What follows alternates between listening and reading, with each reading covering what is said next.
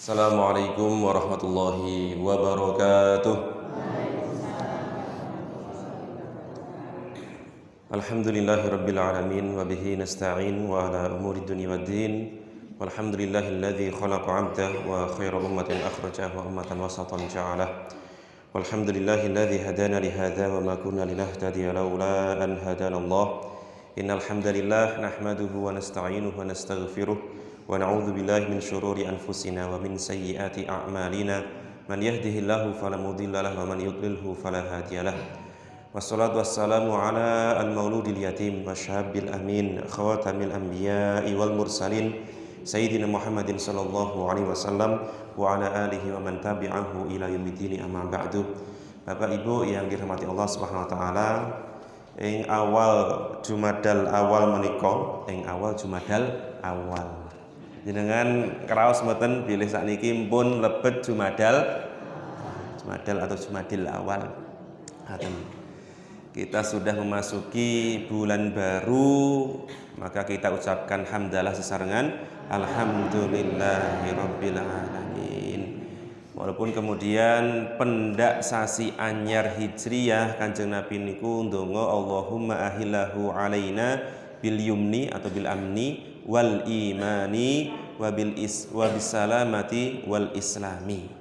Diterokke sareng-sareng nggih. Allahumma ahillahu alaina bil yumni wal imani wa bis salamati wal islami. Alhamdulillah. Itu salah satu doa dari beberapa doa yang pernah Rasulullah ucapkan ketika memasuki awal bulan baru. Sanadyan sak menika kadose mboten baru-baru banget. Pinten Jumadil awal sakniki? 3 napa sekawan ngoten niku. Arah-arah ngoten niku. Shalawat serta salam senantiasa kita haturkan kepada Nabi besar, Nabi agung junjungan kita Sayyiduna Muhammad sallallahu alaihi wasallam. Sosok Nabi yang taat kepada Allah Subhanahu wa taala sekaligus cinta kepada umatnya.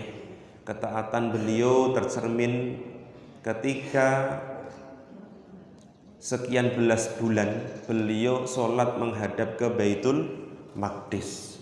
Oh, hilang background-nya pun hilang. Baitul Maqdis itu nak jenengan enten fotone kan enten kubah kuning nggih. Itu hanya satu bagian dari kompleks. Jadi Masjidil Aqsa atau Baitul Maqdis niku kompleks.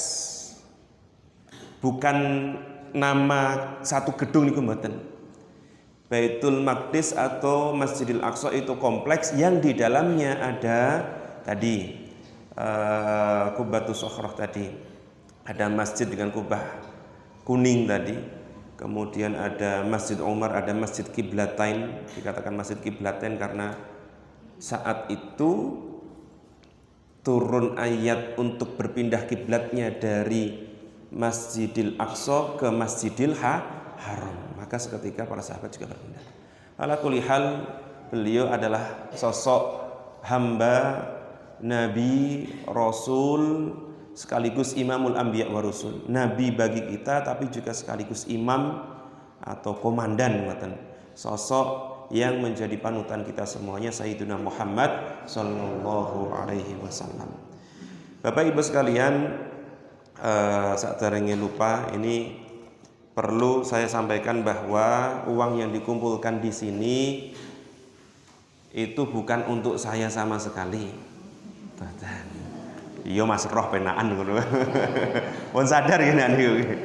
Tapi maksudnya nanti ketika ditanya, duitnya wingi Ahad pagi Masjid At-Taqwa dikake sapa? Mas Rois. Mas Rois apa duwe lembaga? Ora niku mengke disuudzoni. Maka perlu kita sampaikan kronologi urutane lembaga-lembaga niku mengke pripun sebelum kita mulai kajian kita sampaikan iki. Jadi memang saya diminta untuk menjadi salah satu dari Dewan Pengawas Syariah di Lembaga Amil Zakat, namanya Solo Peduli. Jadi lembaga kan nak zakat niku kudu enten amile nggih, kudu enten amile. Nak amil zakat sing plat merah jenenge niku Basnas. Basnas atau Basda. Basnas niku tingkat nasional, nah Basda niku biasanya provinsi atau kabupaten. Walaupun sekarang semuanya sudah menjadi Basnas. Hanya saja Basnas tingkat pusat, Basnas tingkat provinsi dan daerah. Kalau kecamatan dereng wonten. Jadi lembaga amil zakat yang pemerintah itu namanya Basnas. Adapun lembaga amil zakat yang swasta, dikatakan swasta itu ketika mereka sudah mempunyai lisensi, surat izin, rekomendasi dari pusat sana. Yang sementara ini lisensi, surat izin menerima menyalurkan zakat itu untuk sementara waktu ini berada di naungan Basnas pusat tadi. Walaupun jari ini ke depan akan dipindah menjadi di bawah payung Kemenak atau Kementerian Agama. Jadi Basnas niku lembaga tersendiri, Kemenak itu tersendiri. Bukan masuk struktur, enggak. Basnas itu tanggung jawab langsung ke presiden, kemudian Kemenak juga tanggung jawab langsung ke presiden.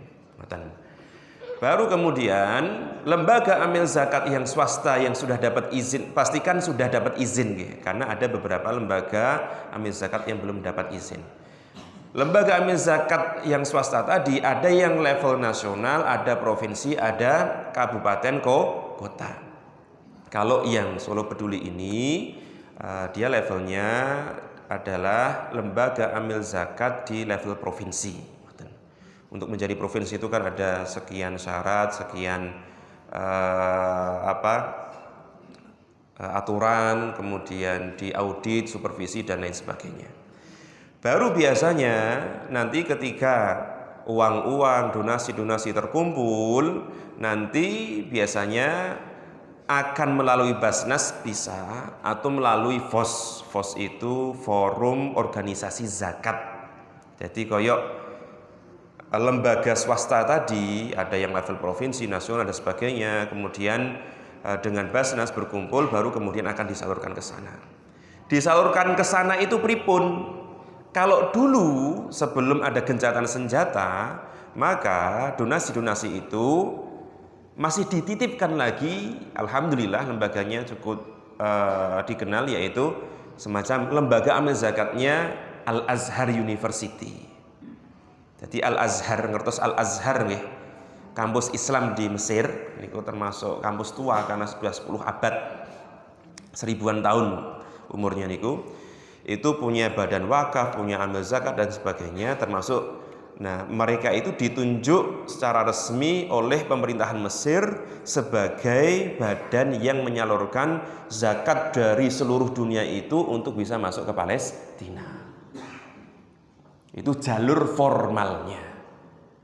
Walaupun ya tetap ada beberapa jalur-jalur sing tidak semua donasi itu menggunakan jalur makanan atau pakaian. Mereka butuh listrik, mereka butuh pertahanan dan lain sebagainya. Jadi insya Allah ini nanti akan kita sampaikan ke Solo Peduli dan biasanya nanti ada keterangan laporannya. Sebenarnya saya minta salah satu stafnya, cuman mungkin mengiranya Mas Mufid mungkin belum hadir berarti. Mungkin kiranya di akhir kajian, tapi ternyata tadi penyampaiannya kan di awal. Nanti kita tetap akan kita sampaikan ke yang bersangkutan. Dan ini sengaja saya bawa ke sini. Saya punya pengalaman 2 bulan yang lalu kami kunjungan ke kantor pajak Karanganyar. Sama temanya tentang kajian tentang Palestina, sekaligus penyerahan donasi dari musola resmi dan juga para pegawai staf kantor pajak Karanganyar. Nak biasanya jenengan kan ketoke nak krungu pajak niku ketoke sebel gedhe nggih napa mboten. Nak janjane wong daerah niku, wong pajak niku nak menurut saya nggih, saya melihat dari zahirnya niku saya. Kula niku ketika di Solo termasuk rutin 2 tahunan ngisi di kantor pajak setiap Kamis sore habis asar.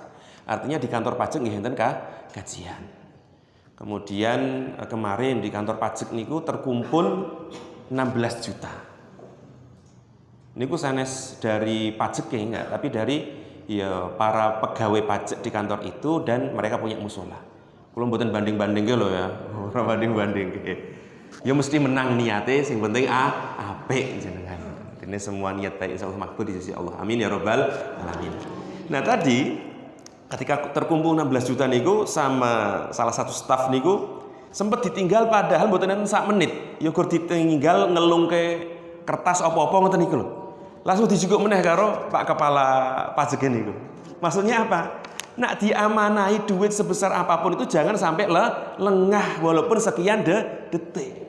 Wong kemalingan iku ora perlu sak menit, nggih napa mboten? Wong kecopetan iku perlu negor iya pirang detik ngoten lho. Artinya nggih saya pastikan bahwa ya tak gegem ngono niku. Niki mboten nyuzoni Mbah Gelani atau jamaah yang di sini enggak, tapi jenengan nak mirsani uang dikei kok kek-kekan niku dijogo dengan amanah niku kan ya seneng tur mantep ngoten. Maka bagian dari memberikan rasa nyaman, mantap dan percaya dari Bapak Ibu sekalian ya, termasuk niki ya diceketem, dijogo entah di sini ataupun dipastikan juga nanti sampai di teman-teman kita yang berada di Gaza Palestina. Insya Allah. Karena alhamdulillah ketika gencatan senjata maka bantuan semakin lancar. Kalau dulu bantuan itu ngapunten nggih.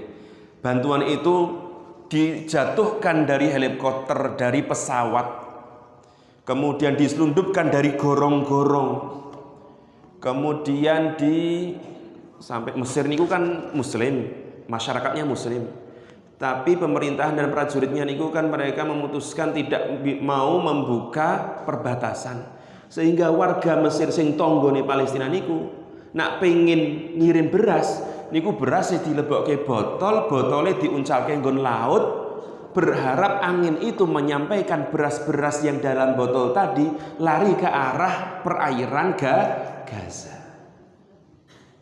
Ya alhamdulillah banyak yang nyampe. Nggih, alhamdulillah banyak yang nyampe.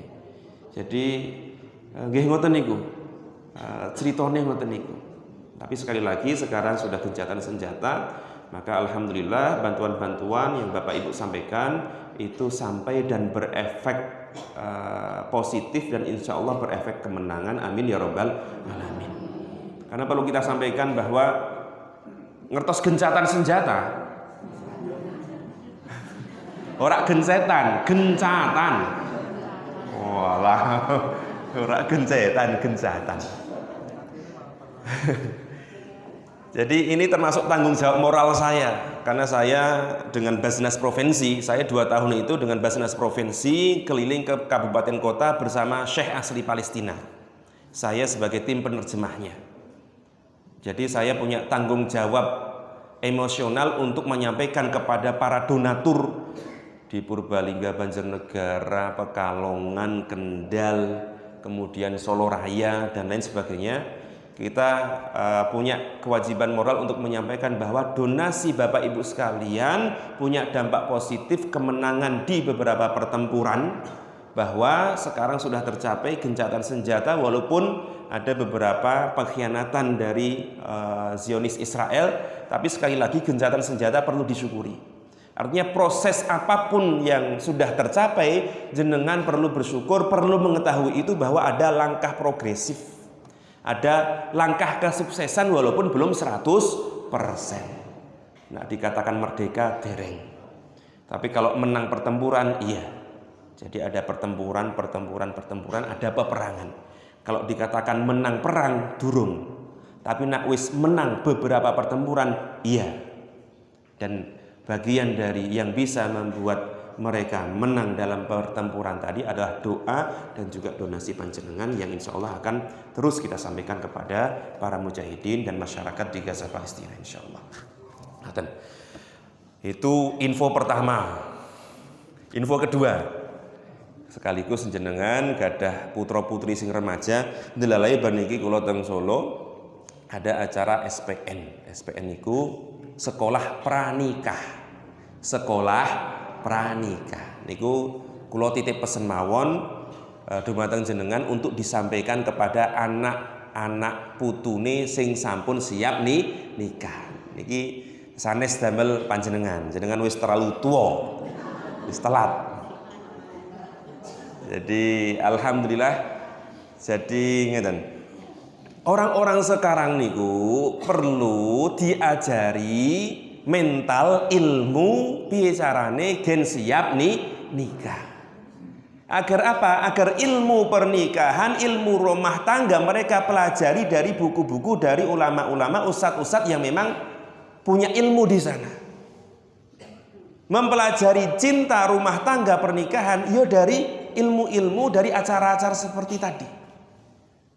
Kebanyakan sekarang termasuk mas-mas atau mbak-mbak itu ilmu tentang menilai calonnya, ilmu tentang pernikahan dan lain sebagainya niku melu-melu nggon TV, nggon sinetron.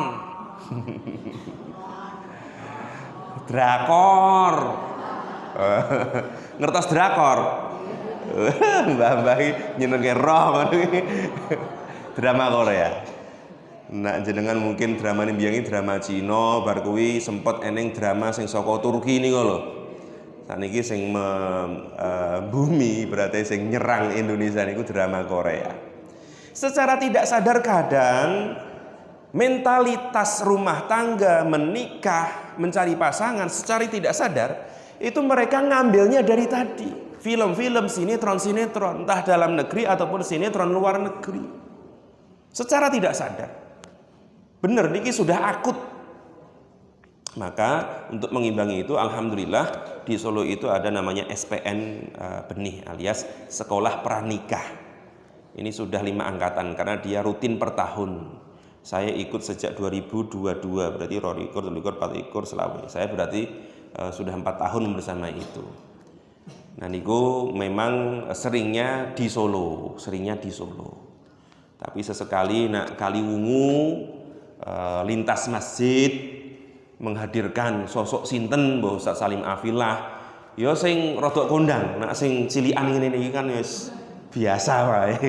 Tapi nak mungkin Ustaz Salim Afillah atau mungkin Bunda Eli Risman atau yang nasional untuk satu kecamatan Kaliwungu kerjasama lintas ormas, lintas masjid, lintas majelis. Niku saya kira ya perlu.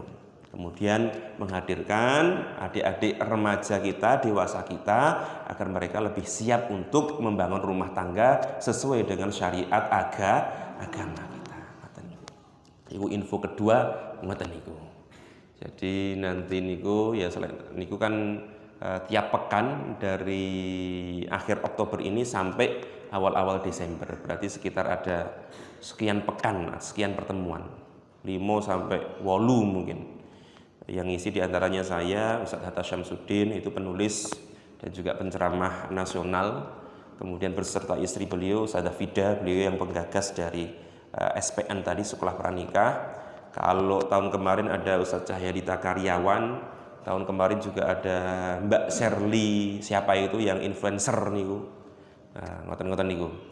Jadi intinya perlu kita hadirkan ke remaja kita bahwa mereka perlu dikenalkan dengan kajian-kajian yang memang khusus keremajaan untuk menyongsong pernikahan mereka. Bismillahirrahmanirrahim. Melanjutkan hadis Al-Wafi fi Arba'in Nawawi. Hadis Al-Wafi fi Syarhil Arba'in Nawawi. Hadis yang ke-20 kersane rampung nggih, kersane rampung. Ini ada 42 atau 43 hadis. Mungkin nak rampung rencana saya mungkin ngaji tentang tentang keluarga, fikih keluarga atau tentang panduan berkeluarga, entah itu fikihnya atau mungkin nanti tentang parentingnya, tentang pendidikan anak ngoten. Tapi saderenge niku nggih nak saged niku ngaji ya rampung ngoten. Maka bismillah melanjutkan hadis ke-20 dari hadis Arba'in Nawawi. Al-haya'u minal iman an Abi Mas'udin Uqbah bin Amru al-Ansari Al-Badri radhiyallahu anhu qala Rasulullah sallallahu alaihi wasallam inna mimma adraka an-nasu min kalami nubuwatil ula idza lam tastahyi fasna ma syi'ta. Ini hadis judulnya tentang bab tentang rasa malu, saking pentingnya hadis tentang rasa malu ini oleh Imam Nawawi di Riyadhus Shalihin. Imam Nawawi kan juga punya kitab Riyadhus Shalihin di satu buku. Kemudian dalam buku itu ada sekian bab. Nah, bab tentang akhlak itu beliau juga memulai dengan babul haya. Artinya rasa malu itu menjadi pondasi dari akhlak-akhlak lainnya. Sekali lagi, Imam Nawawi, pengarang Arba'in Nawawi tapi juga sekaligus Riyadhus Shalihin, itu menempatkan hadis tentang rasa malu atau judul tentang rasa malu itu menjadi hadis pertama ketika ingin membahas tentang akhlak. Artinya apa? Akhlak yang sekian banyak tadi, sabar, qanaah, menjaga rahasia, maksudnya amanah dalam menjaga rahasia, kemudian berlemah lembut, berwelas asih. Dari sekian akhlak yang banyak itu, Imam Nawawi memulai judul pertama adalah dengan judul rasa malu. Dan disampaikan di sana bahwa kenapa babul haya ini diposisikan pertama, ya karena memang rasa malu ini menjadi pondasi dari akhlak-akhlak lainnya. Ketika seseorang itu mempunyai rasa malu, maka besar kemungkinan akhlak yang lain itu akan mengikuti atau akan mudah untuk dicapai. Dengan syarat memahami rasa malu yang benar. Kapan malu itu menjadi mahmud dan kapan rasa malu itu menjadi madhmum. Karena nanti di pembahasan ini ada rasa malu yang dipuji, apik. Ada rasa malu yang cerca atau lawan dipuji ini kenapa? Dicela. Dicela, jadi dibully. Yang tercela dan terpuji, mahmudah dan madmumah. Di sini perawinya adalah Abu Mas'ud Uqbah bin Amru al-Ansori. Berarti yang meriwayatkan adalah sahabat al-Ansor, alias sahabat Rasulullah yang memang paspornya, KTP-nya tinggal di Madinah. Jenengan nak mireng asmo sahabat Rasulullah disebut kok mburi-mburi ini eneng keterangan al-Ansori, kuwi maksudnya sahabat niku asli penduduk Madinah. Tapi nak disebutin niku muhajir al-muhajir niku tegese asline saking Mekah. Beliau berkata mendengarkan Rasulullah bersabda, "Inna mimma adrakan nasu min kalamin nubuwatil ula." Sesungguhnya awal-awal sabda yang Rasulullah sampaikan kepada umat Islam adalah idza lam tastahyi fasna ma syi'ta. Jika kamu tidak mempunyai rasa malu, maka lakukan sekehendak hatimu. Idza lam tastahyi fasna ma syi'ta. Nak orang duwe isin ya lakonono sak gelem fasna ma syi'ta. Ini riwayat Imam Bukhari, kemudian Abu Dawud dan juga Ibnu Majah. Tentu kalau ada riwayat Imam Bukhari atau Muslim dan itu dalam kitab Sahih Bukhari dan Sahih Muslim, berarti status hadisnya adalah sahih. Apalagi dikuatkan dengan rawi-rawi tadi ada Abu Dawud dan Ibnu Majah. Artinya jenengan harus paham bahwa hadis sahih niku mboten mung wonten Sahih Bukhari kalih Muslim. Ada di kitab-kitab lainnya walaupun memang tentu perlu rincian status. Ini sahih apa hasan? Ini hasan atau dhaif? Ini hasan li dzatihi atau li ghairihi dan lain sebagainya. Sesungguhnya kalau dikatakan awal-awal yang disabdakan Nabi berarti memang Rasulullah itu sebelum memulai syariat yang detail-detail, syariat tentang hukuman-hukuman, syariat tentang sing taklif-taklif sing abot-abot niku, Rasulullah benar-benar menanamkan akhlak yang mulia di hati kaum muslimin dari kalangan Ansor dan Muhajirin.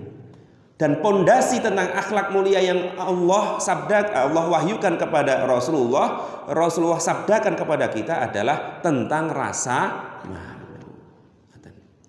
Kemudian hadis lainnya itu dikatakan dalam Riyadhus Shalihin itu babul haya, bahwa Kanjeng Nabi itu adalah pribadi yang sangat pemalu dan bahkan lebih malu dari seorang perempuan gadis perawan di hijriha, di dalam ruangannya.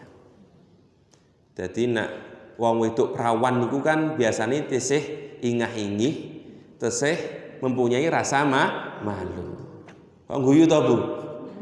Ora sesuai kasunyatan. Yo eneng sing mungkin terpapar hedonisme, terpapar akhlak yang tidak baik di era media sosial dan digital ngeten-ngeten niki. Tapi fitrahe wong wedok kok perawan itu kudune punya rasa malu yang tinggi. Dan dikatakan dalam hadis Rasulullah niku asyaddu hayaan, luweh isin, luweh duwe rasa malu tinimbang ngapunten gadis perawan tadi. Dan jenengan perlu paham loh, Rasulullah ki yo isinan, mboten isinan. Nah isinan niku istilah kula panjenengan sing maknane niku ngisi ni kadang ini. Bedakan ngisin-ngisini, isinan, rasa malu kalih kemaluan. Lah jenenge bahasa niku ngoten niku. Nak biyen mungkin tembung ini kan luwih kasar. Bikin ora kasar dilembut-lembutke dadi kemaluan. Karena area itu adalah area simbol rasa malunya manusia. Sayat mene tambah ke sini kemaluan tuh kita ojo lah diganti dengan alat vital. 10 tahun kas mungkin alat vital tuh yo tabu diganti apa meneh ngono kuwi. Tapi ala kulli hal sekali lagi tadi ada rasa malu, kemudian ada ngisin-ngisini, ada isinan. Itu istilah-istilah. Nanti akan bisa kita bedakan ketika mengkaji ini. Kembali ke tadi tentang beberapa hadis rasa malu tadi. Kalau pengen lebih banyak jenengan membuka kitab Riyadhus Shalihin, digoleki Kitabul Akhlak, kemudian ada nanti Babul Haya. Bismillah niki fiqhul hadis wa ma yurshidu ilaihi, alias poin-poin hadis yang bisa diambil dari sabda Nabi tadi apa? Yang pertama adalah min turathul anbiya. Jadi termasuk warisan para nabi. Anbiya itu nabi-nabi. Termasuk warisan Nabi Muhammad, Nabi Isa, kemudian Nabi Sulaiman, Nabi Dawud, Musa, Zakaria, Yahya sampai Nabi Ibrahim. Para nabi-nabi itu warisan tentang akhlaknya adalah menjadikan manusia itu mempunyai rasa malu. Artinya karakter ini bukan hanya karakter alias ajaran khusus bagi umat Islam, enggak. Bukan syariat khususnya Nabi Muhammad, mboten. Kudune lintas agama apapun itu, atau bahkan mungkin kepercayaan, disebut sebagai tuntunan kalau seandainya organisasi-organisasi tadi, perkumpulan-perkumpulan tadi, agama-agama tadi itu mengajarkan rasa malu. Karena ini warisan para nabi, bukan secara khusus Nabi Muhammad, enggak. Nabi-nabi sebelumnya salah satu ajaran tentang akhlaknya yaitu juga rasa malu. Kakang ngapunten nak jenengan banding ke. Kula niku enten SMP Insan Mulia Cangga niku kan yo karo ngajar PAI, karo ngajar PPKN Pancasila, dan kemudian di sana ada pelajaran mengimani kitab-kitab suci Allah. Nah, kitab-kitab suci berarti yo Quran, kemudian apa? Injil, iban niku Zabur, Taurat. Yang paling tua kan Taurat. Alias nak disimpelke Taurat, Zabur, Injil niku yo masuk kategori Injil atau perjanjian. Baru kemudian ada perjanjian lama, ada perjanjian baru. Akhirnya kita searching. Kalau kalian lari-lari buka Google, ya, pakai laptop, kemudian etok-etok bukain Injil. Dan di dalamnya niku nak jenengan waos niku ora penak. Kenapa orang-orang barat itu, khususnya mereka kan non muslim ya. Kenapa mereka tradisi mereka itu menjaga aurat, kumpul kebo, kemudian pola hidup yang sangat bebas, tidak ada aturan, itu lebih mudah mereka lakukan. Ya karena memang kalau jenengan baca kitab-kitab yang tadi itu paparannya itu sangat vulgar. Nabi Daud mangku wong wedok. Digolekke karo pengikute niku sing nom sing ayu. Intine ra penak lah. Ora penak. Jenengan nek pengen maca niku wah kudu istighfar dhisik. Walaupun mungkin mereka punya tafsiran-tafsiran dan lain sebagainya, tapi tetap konten-kontennya itu sangat vulgar yang kemudian mengurangi rasa malu alias moral sahabat-sahabat kita yang di sana. Maka alhamdulillah kita punya Al-Qur'anul Karim, Al-Ahadits An-Nabawiyah yang merekam, yang menjaga ajaran-ajaran Nabi Muhammad SAW dari awal sampai akhir. Enggak ada yang kemudian ketelisut. Al-yauma akmaltu lakum dinakum. Intinya ajaran agama kita sudah sempurna usulnya tentu. Walaupun kalau masalah-masalah yang masih terus bermunculan itu perlu dibahas lagi menggunakan ijtihad. Karena beberapa kalimat-kalimat masalah-masalah baru ya secara tembunge itu tidak semuanya masuk dalam Quran ataupun hadis, tapi secara inti masalahnya bisa dikembalikan kepada pembahasan Al-Quran dan juga pembahasan hadis. Nah sakniki kalau mereka orang-orang barat niku ndang wong tuane niku ya kadang jangkar nyeluk jeneng. Tumen mboten wong Inggris kok nggawa krama Inggris niku. Sing duwe krama niku ya wong Jawa. Kowe sampeyan panjenengan. Nah, sliramu niku pripun? Sliramu niku ya sopan apa mboten niku? Sopan. Halus ya. Nak dapuranmu nak niku dapuranmu niku kasar. Lho kok iso-iso dapur niku sing kudune ge pawon kan ya. Ge masak malah dadi pisuan. Napa ndas moto organ tubuh ya dadi pisuan niku. Nah, kembali ke tadi tentang sama ngapunten. Saya itu pernah di Mesir itu pernah melakukan yang pasar. Kemudian ada dua pemuda yang gelut, kemudian pisuh-pisuan. Tidak perlu saya sebutkan. Aku ora pengen nyebutke, tapi pisuan ini ku elek dan melibatkan kehormatan ibu. Ngoten mawon. Awale orang-orang itu ketika dua pemuda ini do gelut, niku wong orang gagas. Ya gagas tapi sithik lah. Tapi ketika salah satunya itu mengatakan kata-kata yang tidak pantas, menggugat rasa malu orang-orang sekeliling, akhirnya apa? Orang-orang berontak dan kemudian nyalahkan keduanya. Kenapa? Karena pisuan tadi benar-benar tidak mencerminkan rasa malu seorang manusia yang normal, apalagi seorang manusia yang muslim di negara dengan mayoritas Islam. Artinya kalau dibandingkan dengan orang Arab sekalipun, ngapunten nggih, pisuane wong Jawa niku luwih sopan bangane pisuane wong kono. Itu rasa dipraktekke.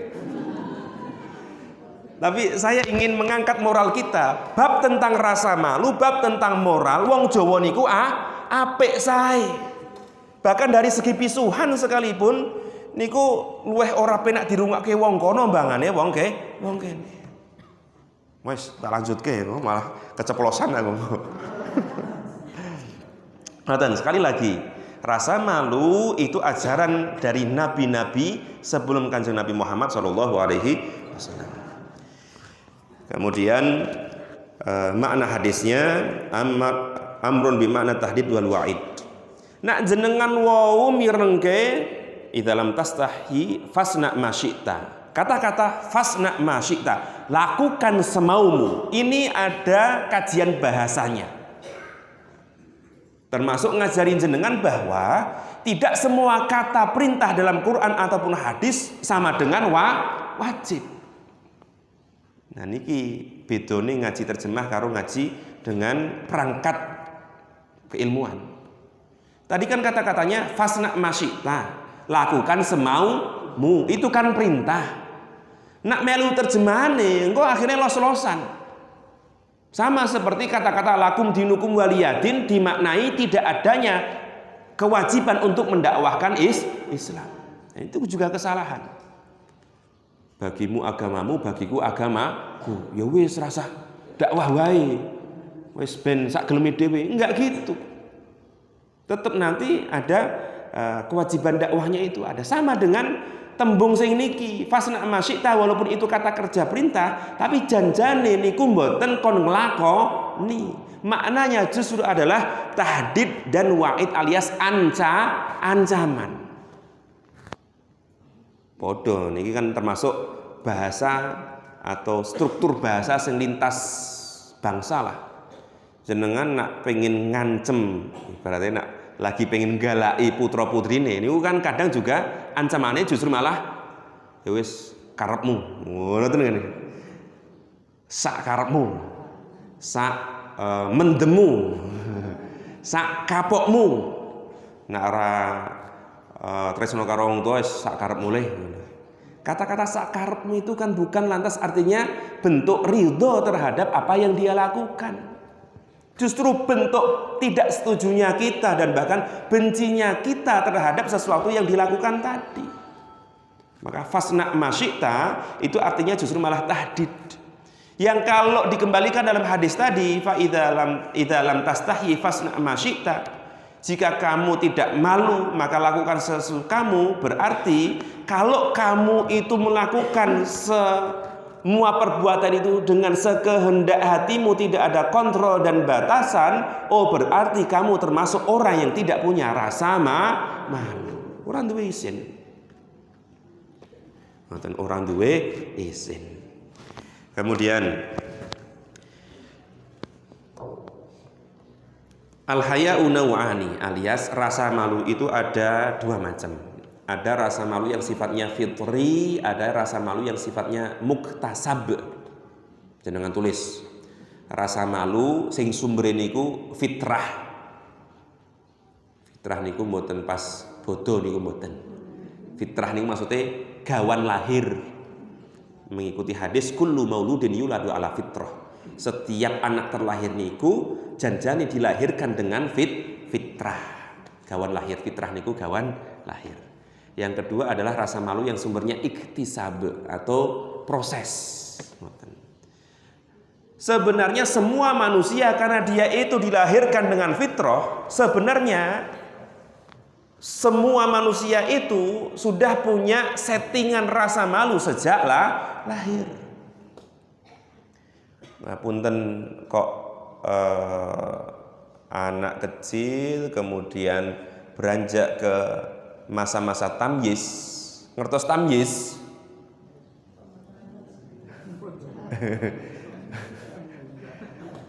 Oh, baru jeneng wong ternyata. Jadi dengan orang tua harus tahu niku harus tahu periode pertumbuhan anak dari segi istilah agama. Istilah agama anak lahir kemudian sampai menjadi anak-anak itu ada sing paling penting jenengan ngertosi niku pertama adalah masa-masa tamyiz atau mumayyiz.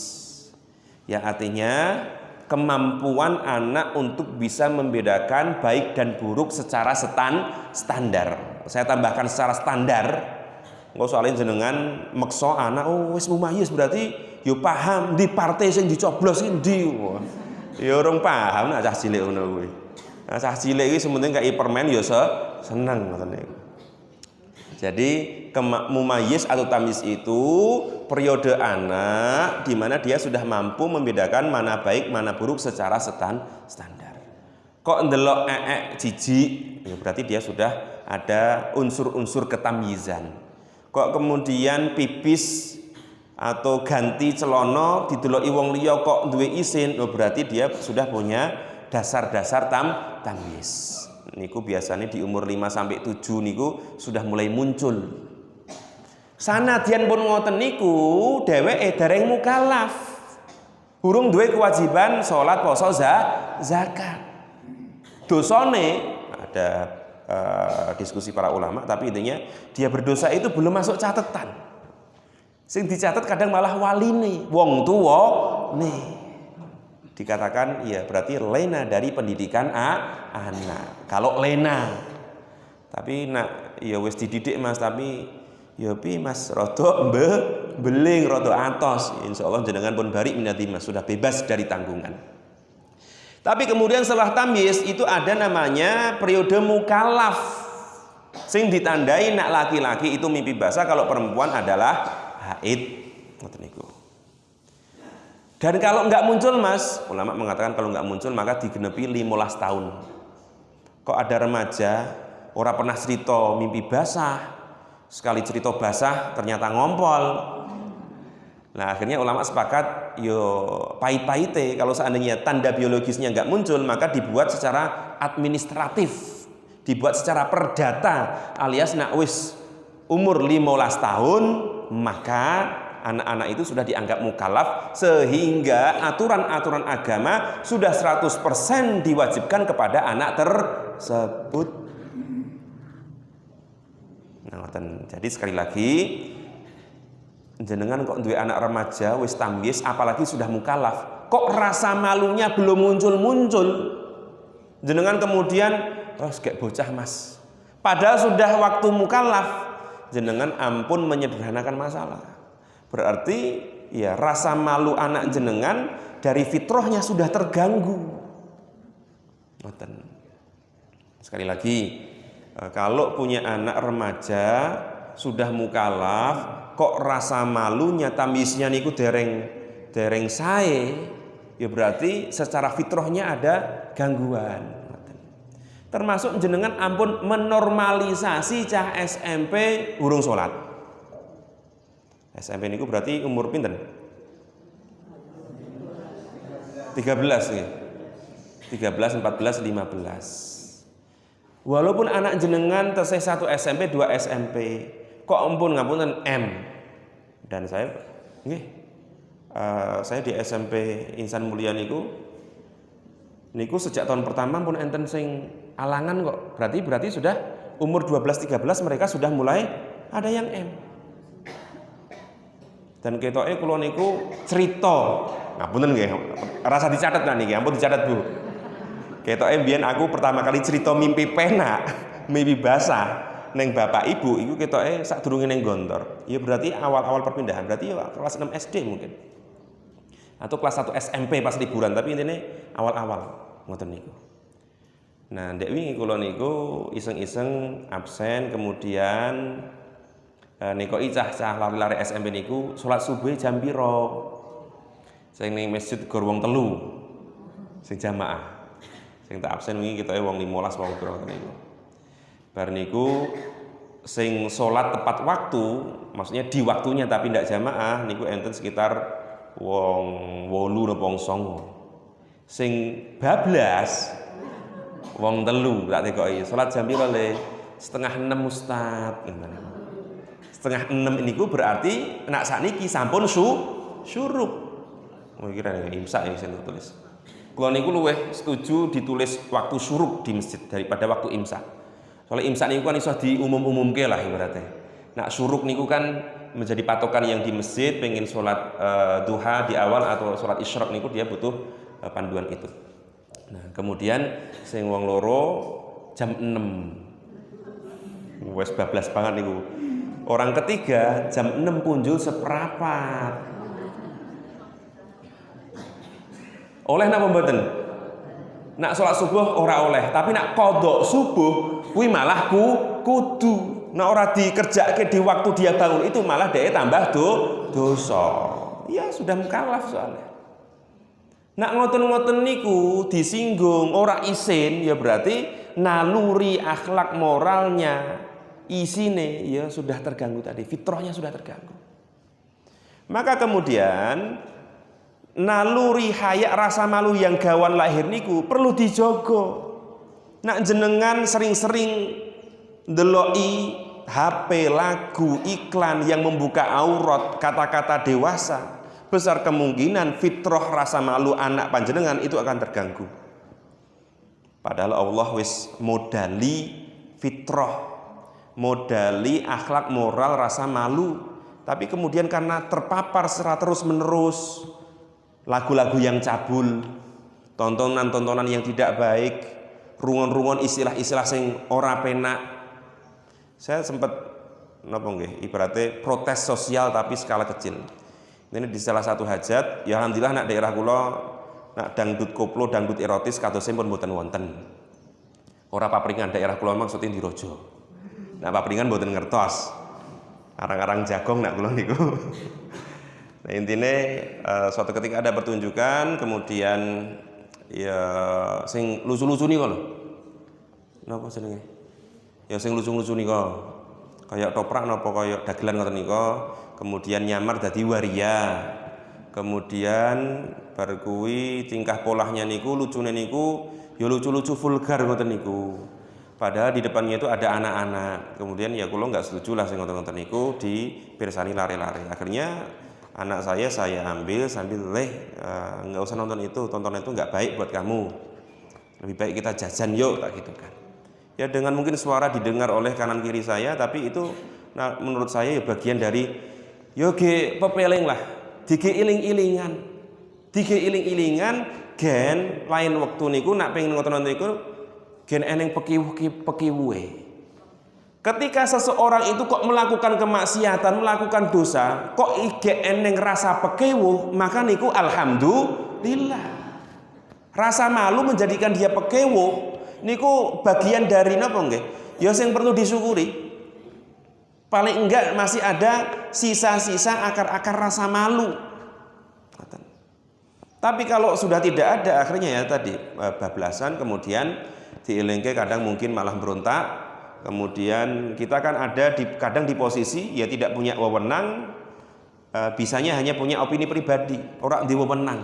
Tapi paling enggak opini pribadi kita itu tersampaikan dan diketahui oleh orang lain. Itu bagian dari menjaga moral dan kontrol sosial. Kontrol sosial. Kemudian mayudzamu minal haya.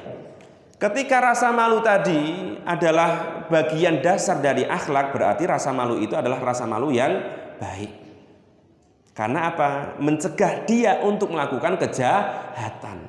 Pahit-pahit dia tetap melakukan kejahatan, tapi paling enggak tadi ada rasa pekewuh, rasa malu. Nggih. Di Sragen niku nak mendem niku pun mboten rasa malu, padahal samping pondok. Saya di Sragen 2 tahun, kemudian 2 rumah samping pondok niku ada hajatan, kemudian sinomane niku nak pun rampung, kemudian nggawa kerat botol niku ya ditenteng ngono ora diplastiki. Lewat ngarepan pondok. Iya nak secara wewenang kita nggak bisa sih menghentikan langsung jaluk, langsung nyetop niku nggak punya wewenang, kecuali jenengan sahibul hajat, jenengan punya wewenang itu. Tapi kalau los-losan, kabeh los-losan dengan alasan pekewuh, ya tadi itu pekewuh yang masuk kata-kata madlum atau tercela tadi. Karena apa? Ada keharuman-keharuman yang disepakati. Nah, cara agama ini istilahnya qat'i, haram qat'i. Secara agama keharumannya disepakati, secara lingkungan adat istiadat janjane itu juga dilarang. Secara hukum negara juga dilarang. Artinya jenengan berlindung di balik agama, negara, budaya niku janjane kita itu menang alias bener. Molimo niku kan termasuk muharramat yang qat'i, keharuman-keharuman yang pasti. Kok duwe backingan telu wau, hukum agama, hukum negara, hukum adat istiadat Jawa. Kok orang mandi juga, kita yang kalah, ya kita akan kalah dengan kedzaliman, dengan kemaksiatan. Nah artinya kalau kita terlalu sering-sering pekewo, itu juga akan bagian dari mayudzamu minal haya, akan menjadi rasa malu yang tercela. Termasuk dikon nglakoni kebaikan kok isin-isin terus, itu termasuk rasa malu yang tercela. Tidak ada penghalang, dia mampu, ada fasilitasnya. Ibaratnya nek salah ya ora disorai, ora dibuli. kok kemudian dia sama sekali tidak tergugah melakukan kebaikan itu, ya berarti kemudian berlindung di alasan isin. Itu adalah ngisin-ngisini. Itu adalah rasa malu yang tercela. Itu bukan rasa malu yang dimiliki oleh Nabi Muhammad yang lebih pemalu daripada perempuan perawan tadi. Nah, Utsman bin Affan niku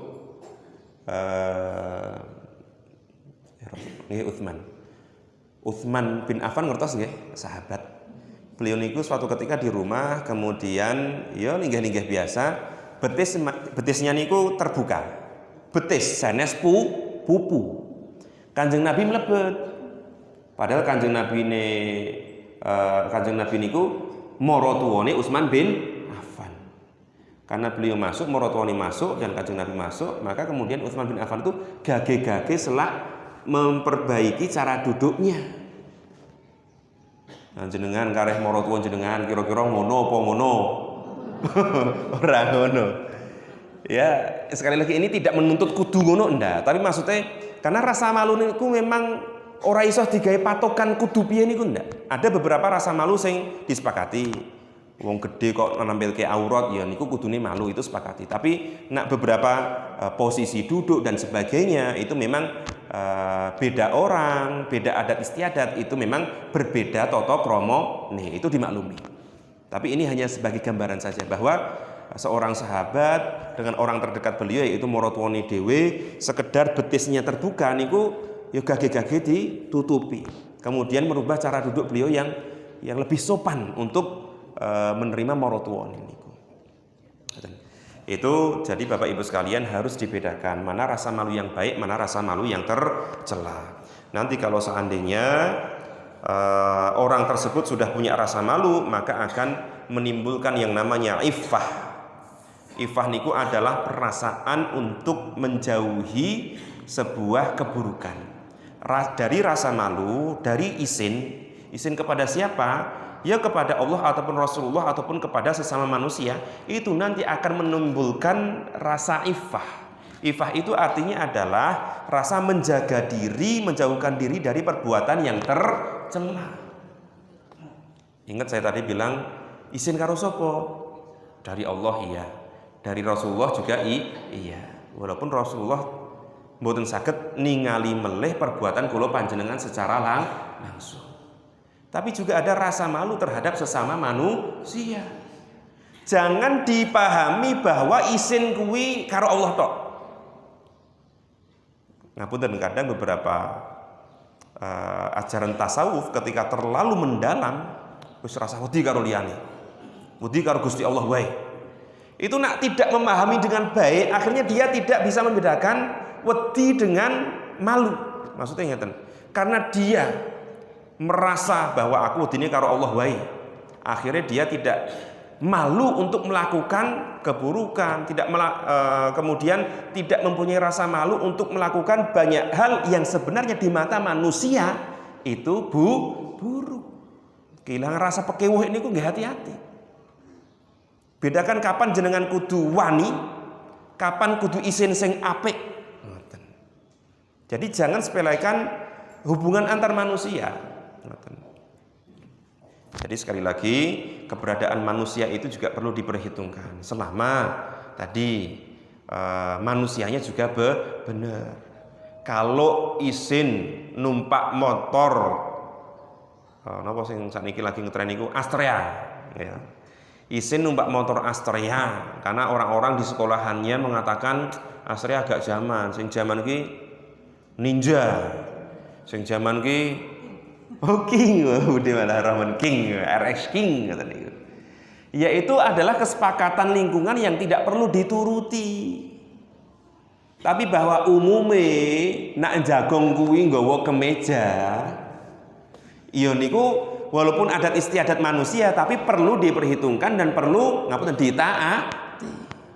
Jagong kaosan, kaos bal. Klub bale sing kalahan terus meneh. Itu di samping ora toto, ora terpuji, tapi juga rawan untuk dibully. Ya, ketika kondisi seperti itu tidak dibenarkan kemudian mengatakan ora wedi aku. Ini bukan masalah wedi apa wani, ini masalah rasa malu alias akhlak. Maka sekali lagi Bapak Ibu sekalian, ketika mempelajari akhlak memang harus dilihat dari banyak sisi. Oh iki wayahe wani le. Sanajan kowe rada isin tapi iki kowe kudu wani. Ngoten niku lah ibaratnya. Jadi keberanian kita ketika disandarkan dengan nilai-nilai agama, maka itu akan menjadi keberanian yang baik. Tapi kalau keberaniannya disandarkan pada persepsi manusia yang tidak benar, akhirnya apa? Ya waton wani tok. Wani galak, wani nyeneni, wani dan akhirnya wani nih karo wong-wong sing ya gampang dizalimi, sing kroco-kroco. Ketika bertemu dengan kezaliman, dia milih minggir. Ketika bertemu dengan orang-orang yang lemah, dia milih wani. Niku keberanian yang tidak baik. Saya kira itu Bapak Ibu yang bisa Al-Fakir sampaikan. Kemudian apakah sudah datang Mas Mufid ya? Alhamdulillah niki sampun dumugi perwakilan dari Solo Peduli. Monggo Mas Mufid saged ke depan mriki.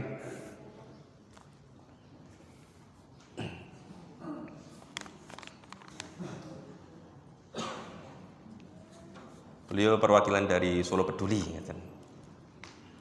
Nggih. Mengke kersane nyaman disaksikan Mas Jumirin dihitung nggih. Dihitung atau pripun jenengan. Tapi intinya biasanya nanti nomornya dikasih ke Mas Jumirin saja. Nanti kan biasanya setelah masuk niku ada semacam kwitansi atau keterangan ngoten niku. Nanti biar ada konfirmasi ngoten Mas ya. Niki Mas Mufid beliau daleme pundi Mas? Kepoh Sambi, Sambi mriko. Oh. Saking Kepoh Sambi beliau berarti area Boyolali Mas ya. Salatiga malah. Oh nggih, nggih. Tapi yang terdekat dengan kita mungkin panjenengan apa ada yang lain? Oh nggih. Nggih, alhamdulillah. Karena provinsi tadi kan saya katakan lembaga amil zakat provinsi berarti lintas daerahnya daerahnya lintas kabupaten kota. Solo Raya, Salatiga, Semarangan, dan terjauh pun nih Mas, kantor cabang terjauh Jogja ada?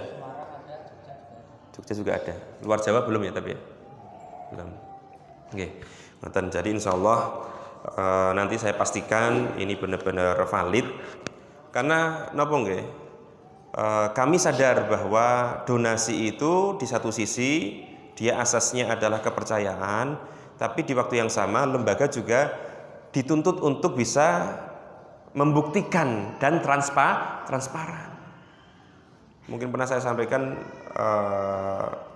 keluarga saya di luar Jawa di Kalimantan itu sama, satu masjid mendatangkan wong Arab, ngakune Arab, kemudian ada yang menyampaikan ini dia orang aktivis agama juga, kemudian ngumpulke duit dari beberapa masjid untuk sekian miliar.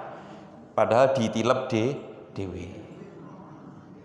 Jadi jenengan nak sedekah niat lillahi ta'ala, nyampe atau tidak nyampe, insya Allah pahalanya tetap nyampe teng jenengan. Tapi Allah itu nggak hanya ngajarin ikhlas toh.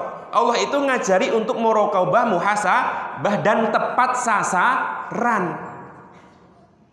Artinya nak gur ngandalke kepercayaan kadang memang yo linta-lintune enten sing kejadian ngoten niku. Walaupun kemudian diproses secara hukum didatangkan dengan pihak-pihak yang berwenang, alhamdulillah duitnya bali dan kemudian disalurkan ke lembaga yang terpercaya. Jadi ampun sembarang wong ngaku syekh apa sapa kemudian wong mesti Palestina mesti Arab. Wong Arab iki eneng wong jahate barang. Eneng koruptore barang. Oke, Pak. Artinya transparansi itu perlu. Maka sering saya tekankan bahwa engko nak wis mlebu, yo ngapunten saya konfirmasi dari banyak pihak ngoten, dari Mas Mufid, kemudian saya tanyakan, kemudian Mas Mufid juga saya pastikan untuk memberikan kwitansi dan keterangan kepada panitia Ahad Pagi di sini. Intinya agar semuanya menjadi lega dan terbuka, sehingga di lain selain kita mempunyai niat yang baik, secara hati tenang, tapi tadi tepat sasaran dan saling menjaga kepercayaan. Aku qouli hadza wa syukru minni khalisuhu ala husni istima'ikum wa lafu minkum. Wassalamualaikum warahmatullahi wabarakatuh.